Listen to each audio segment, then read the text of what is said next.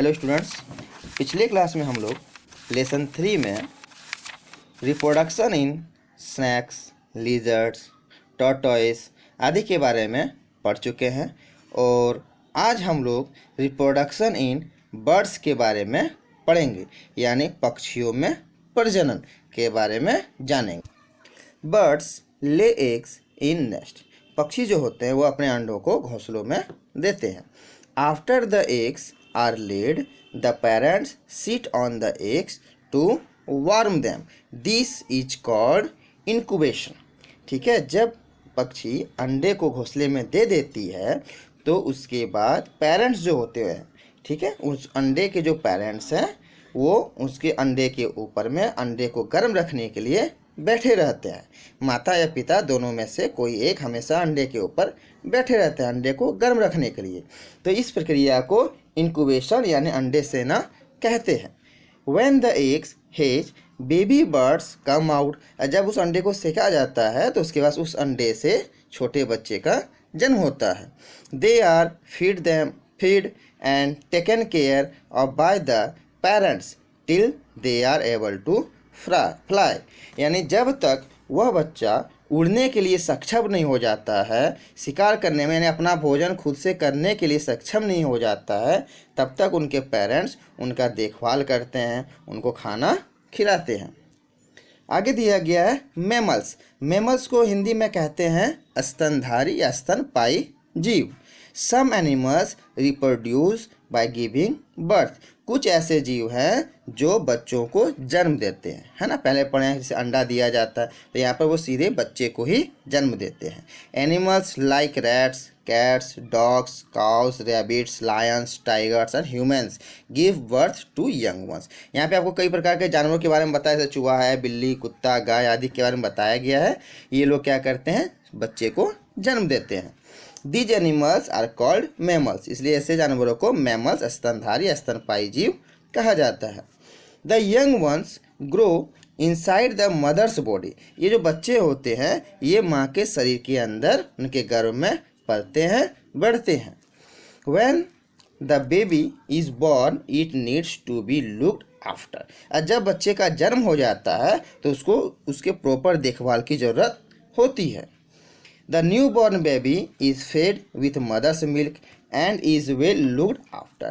और जो newborn baby, जो छोटे बच्चे हैं, वो जो खाते हैं, उनका जो भोजन होता है वो क्या होता है, माँ का दूध, मदर्स मिल्क, और उनको अच्छे देखभाल की ज़रूरत होती है। When the baby grows up and is able to take care of itself, it leaves home.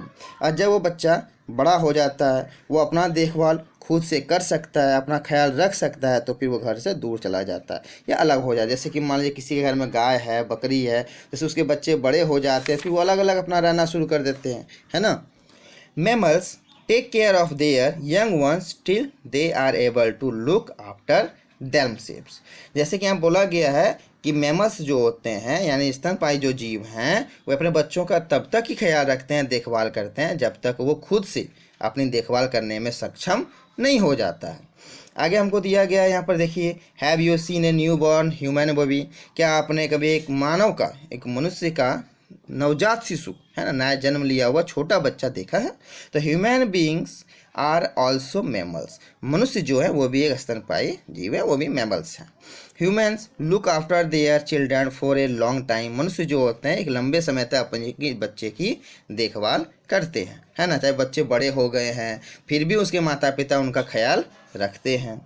Children are given all facilities like food, shelter, clothing, education and are well looked after till they are able to marriage on their own. उनके जो माता पिता, बच्चे के जो माता पिता होते हैं उनकी सारे सुविधाओं का ख्याल रखते हैं। जैसे बोल सकते हैं भोजन है, घर है, उनका कपड़ा, उनकी शिक्षा, उनका मेडिकल बोल सकते हैं, है ना। यहाँ तक उनकी शादी भी अच्छे घर में हो, अच्छी लड़की से, अच्छे लड़के से हो, ये सारे चीज़ों का ख्याल उनके माता पिता रखते हैं। ठीक है, आगे हमारा नेक्स्ट जो टॉपिक है वो दिया गया है फोस्टर केयर एंड एडॉप्शन, जिसको हिंदी में बोलते हैं प्रतिपालक देखभाल और गोद लेना। एडॉप्शन मतलब होता है गोद लेना। Some children lost their parents at a young age either due to an accident or some natural disasters like flood, cyclone etc. कुछ जो बच्चे होते हैं वो कम उम्र में, छोटे उम्र में ही उनके माता पिता उनसे दूर हो जाते हैं या उनकी मृत्यु हो जाती है उनके माता पिता के। जब उसका कारण कुछ भी हो सकता है, कोई एक्सीडेंट, कोई दुर्घटना हो सकती है या कोई प्राकृतिक आपदा जैसे कि बाढ़ आ जाना, साइक्लोन वगैरह, इस तरह से कोई भी आपदा हो सकती है किसी भी कारण से। तो such children are bought under voluntary and government organisation which take care of them. तो ऐसे बच्चों का जो देखभाल होता है, उनका जो पालन पोषण होता है, वो वॉलेंट्री एंड गवर्नमेंट ऑर्गेनाइजेशन यानी कि स्वयंसेवी संस्थाएं जो होती हैं, सरकारी संस्थाएं जो होती हैं, उनके द्वारा की जाती है। The people here look after the children giving them love and affection. यानी यहाँ पर जो लोग रहते हैं उनकी देखभाल के लिए वो लोग उन बच्चों का अच्छे से ख्याल करते हैं, उनको प्यार से, स्नेह से पाला पोसा जाता है। This is called foster care. इसी को हम लोग फोस्टर केयर यानी कि प्रतिपालक देखभाल कहते हैं, जो मतलब कोई माता पिता की अनुपस्थिति में उनके जैसा प्यार उनको देता है, उनका पालन पोषण करता है। Some people do not have children of their own. कुछ ऐसे भी व्यक्ति होते हैं, कुछ लोग होते हैं जिनके अपने बच्चे नहीं होते हैं। तो they take up some child as their own and seek the court's permission to make the child their on.